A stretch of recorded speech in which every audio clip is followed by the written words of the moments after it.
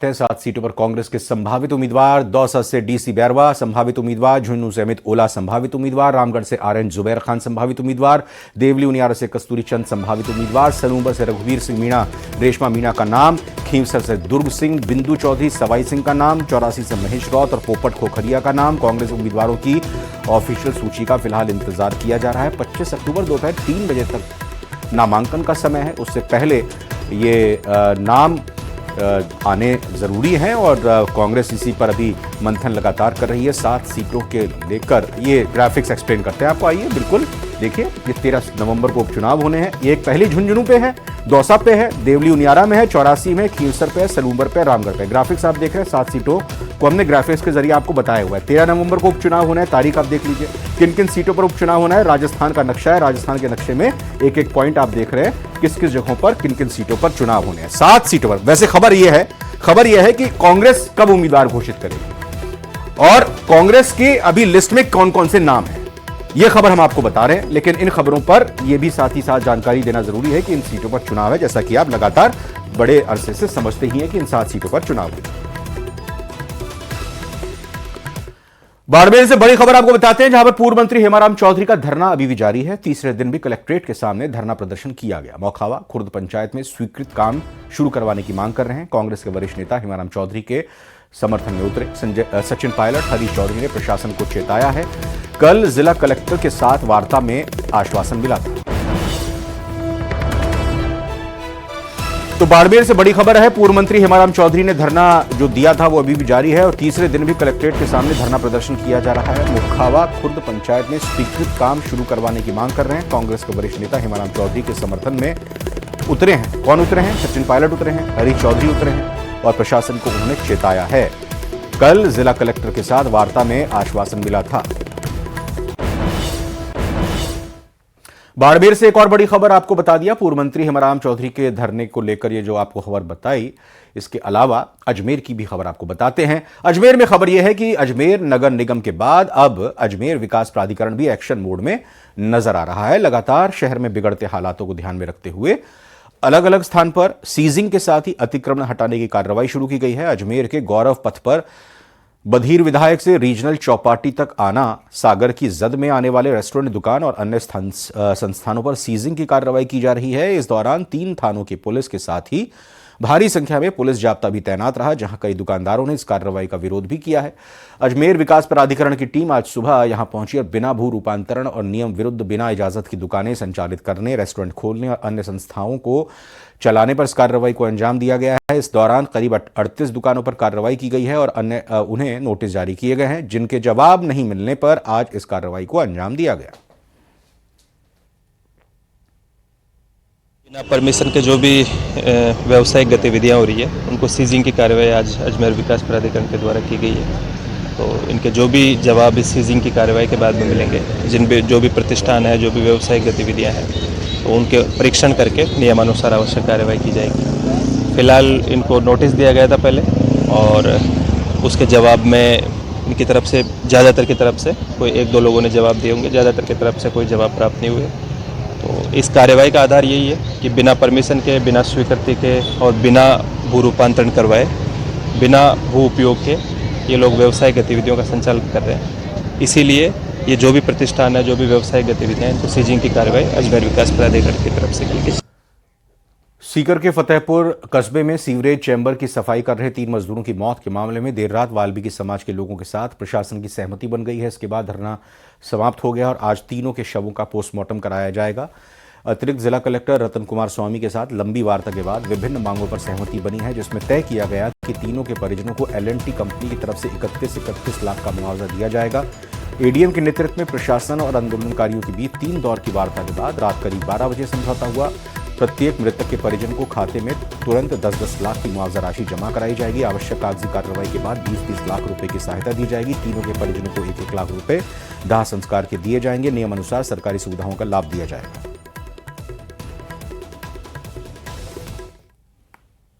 वार्ता की और उसके बाद में वार्ता के माध्यम से समझाइश के प्रयास किए गए और जो मृतक के आश्रित लोग रहे, इनको कंपनी की ओर से हम आर्थिक सहायता मुआवजा देंगे और इसमें हमारी सहमति बन गई है और इन्होंने अपना धरना वापस उठाने का हमें आश्वासन दे दिया। L&T कंपनी की ओर से जो कोर्ट के डायरेक्शंस हैं उसके हिसाब से 30-30 लाख रुपए का इन्होंने हमें लिखित में दिया।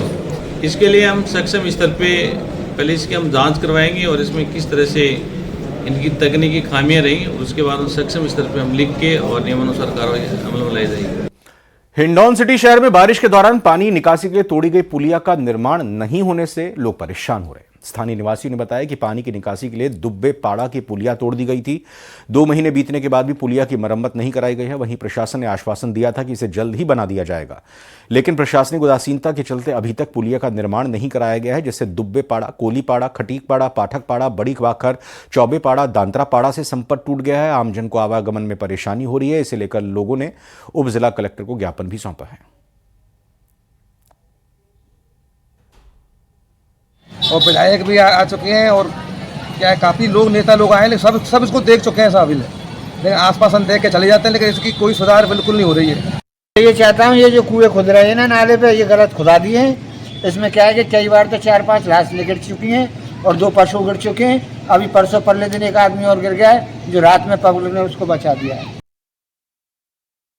नवंबर महीना आने से पहले ही दिल्ली एनसीआर की तरह प्रदेश भर में प्रदूषण का स्तर बढ़ गया। इस साल अच्छे मानसून के कारण अक्टूबर की शुरुआत में प्रदूषण के हालात काफी अच्छे थे। आंकड़ों से तुलना की जाए तो इस बार ठंड की दस्तक पर दिवाली से पहले ही प्रदूषण कई जगहों पर 2 गुना तो कई जगह 1.5 गुना से ज्यादा बढ़ गया है। प्रदेश का हनुमानगढ़ तो 296 AQI के साथ आज देश का सबसे प्रदूषित शहर रहा। इसके साथ ही गुलाबी नगरी जयपुर में भी 2 गुना प्रदूषण आज दर्ज किया गया।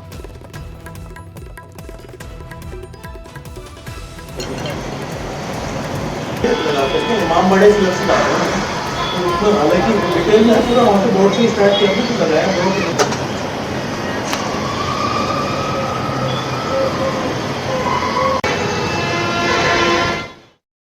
नहीं होते। कई 100 से संबंधित सभी स्टेक होल्डर को बुलाया, जैसे नगर निगम है, PWD है, पुलिस है, ट्रैफिक है। ये तो इसमें क्योंकि इसमें स्टडी में ये है कि किस सेक्टर द्वारा कितना प्रदूषण उस शहरों में पाया जाता है, ताकि अपना अपना जिम्मेदारी भी हमने तय करके काम कर सकते हैं। क्योंकि प्रदूषण किसी शहर में होता है, एक सिंगल सोर्स में नहीं होता है, कई सोर्सेज है, उसके माध्यम से कलेक्टिवली पाया जाता है, तब जाके उसका एयर क्वालिटी इंडेक्स बहुत बढ़ता है। ये तो इसलिए ये स्टडी के माध्यम से हमको पता चले कि किस सेक्टर के द्वारा कितना प्रदूषण मिलता है और उसका नियंत्रण करने के लिए क्या अपना पास सॉल्यूशन है। ये सभी इसमें डिसीजन निर्णय इसमें किया गया है। एक तरफ सर्दी का आगमन और दूसरी तरफ किसानों की जलाई पराली। पंजाब और हरियाणा से प्रदूषण अब राजस्थान का रुख करने लगा है और राजस्थान के कई शहरों में जो AQI का पैमाना है वो 100 से बाहर जाकर के खतरे के निशान तक पहुंचने लगा है। राजधानी जयपुर में जो एयर क्वालिटी इंडेक्स है वो 150 को पार करने लगा। आप देख सकते हैं कि शहर जयपुर के ऊपर जिस तरह से प्रदूषण की चादर छाई हुई है, इसमें आपको साफ नज़र आएगा कि इसका सीधा असर लोगों की सेहत पर पड़ने वाला है।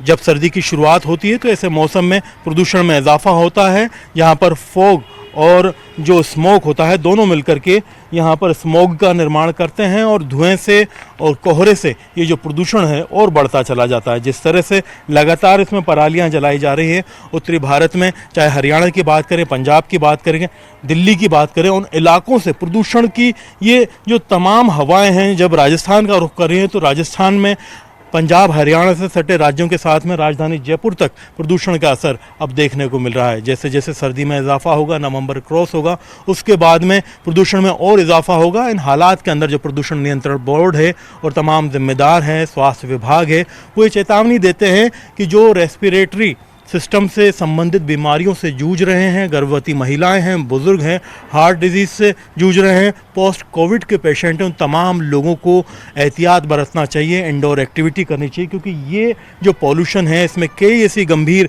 गैसेज होती हैं जो कि इंसान के शरीर को नुकसान पहुंचाती हैं और बहुत ज़्यादा परेशानी उनको हो सकती है जब वो लंबे समय तक इसके एक्सपोजर में रहें। उम्मीद की जानी चाहिए कि जो राजस्थान का प्रदूषण नियंत्रण मंडल है और जिम्मेदार एजेंसीज़ हैं, प्रदेश के अंदर जिन भी शहरों में प्रदूषण ज़्यादा बढ़ रहा है वहाँ पर प्रदूषण को कंट्रोल करने के लिए जो ज़रूरी कदम हैं वो उठाएंगे और प्रदेश में जो स्थिति बनी हुई है उसके लिए लोगों को जागरूक भी करेंगे ताकि लोग बाग इसका खामियाजा ना भुगतें। कैमरा पर्सन शेर सिंह के साथ में अरबाज अहमद, न्यूज़ 18 के लिए जयपुर से। जिले के चौथ का बरवाड़ा कस्बे में पीएचईडी की लापरवाही के चलते कई कॉलोनी मोहल्लों में पानी का संकट गहरा गया है। वहीं बुधवार को महिलाएं बड़ी संख्या में पीएचईडी कार्यालय पहुंची, जहां कर्मचारी नहीं मिले। फिर जेईएन के निवास पर पहुंची, वहां ताले लटके मिले और जेईएन का फोन बंद होने से नाराज महिलाएं एसडीएम कार्यालय पहुंची तो उनके आवास पर गईं। इसके बाद एसडीएम ऑफिस पहुंचकर पानी की समस्या को लेकर नाराजगी जताई और प्रदर्शन किया। इस दौरान एसडीएम ने समस्या का जल्द समाधान का आश्वासन दिया। चौथ का बरवाड़ा में वैसे भी 48 घंटे के अंतराल में जलापूर्ति की जाती है। इसके बाद भी कई कॉलोनी मोहल्लों में सप्लाई नहीं हो रही है। लोगों को पीने के पानी के लिए भी दर दर भटकना पड़ता है। विभाग की लापरवाही का आलम यह है कि जगह जगह पाइपलाइन टूटी हुई हैं। 2 दिन पहले पंचायत की साधारण सभा में भी लोगों ने नाराजगी जताई थी। एसडीएम दामोदर सिंह ने कहा कि जिन इलाकों में पानी नहीं आ रहा है वहां पर एईएन जेईएन को भेजकर समाधान किया जाए। और मेन रोड है ना, ये बाजार तरफ जाता है, जो यहाँ पर है ना पानी बिल्कुल नहीं आता है। इतनी समस्या चल रही है, 4 महीने हो गए, 8 दिन में टैंकर डलवाते हैं, पानी नहीं है बिल्कुल भी। और नल जयन साहब के पास फोन करते हैं, ऐसा ही आएगा आपके जैसे जो करो, टाइम नहीं है। 4 बजे, 6 बजे, 8 बजे, 12 बजे कोई टाइम ही नहीं है, मजदूर काम नहीं करने जाएगा। पूर्व सांसद नवोनारायण मीणा का वीडियो वायरल हो रहा है। भाई हरीश मीणा पर धोखा देने का उन्होंने आरोप लगाया है। वायरल वीडियो में टिकट मांगने की बात कर रहे हैं। कहा है कि मेरे भाई ने धोखा कर दिया, वो एमएलए था, मुझे चांस मिलता तो जीत जाता। हरीश मीणा यहां से विधायक था, वो चाहता तो मुझे टिकट मिलता। न्यूज़ 18 वायरल वीडियो की पुष्टि नहीं करता है।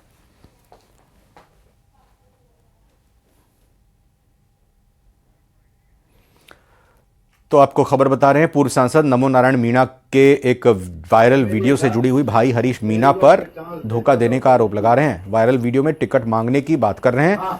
कह रहे हैं कि मेरे भाई ने धोखा कर दिया। ये वही वायरल वीडियो है, पुष्टि नहीं करता है न्यूज़ 18। अच्छा, कह क्या रहे हैं वो? कह ये रहे हैं कि मेरे भाई ने धोखा कर दिया, वो एमएलए था, मुझे चांस मिलता तो जीत जाता। हरीश मीणा यहां से विधायक था, वो चाहता तो मुझे टिकट मिलता। हाँ, अब भी मैंने टिकट मांगा था और मेरे भाई ने मेरे साथ धोखा कर दिया। उसको एमएलए था, मेरे को फिर चांस देता था। जयपुर से बड़ी खबर, हरमाड़ा इलाके में सीकर रोड पर सड़क हादसा हुआ है। तेज रफ्तार ट्रक की चपेट में आने से बाइक सवार की मौत हो गई। मोरीजा के मुकेश कुमार सैनी के रूप में मृतक की पहचान हुई है। राजावास पुलिया पर ट्रक ने बाइक सवार को कुचल दिया है। हादसे के बाद ट्रैफिक जाम होने से वाहनों की लंबी लंबी कतार लग गई है।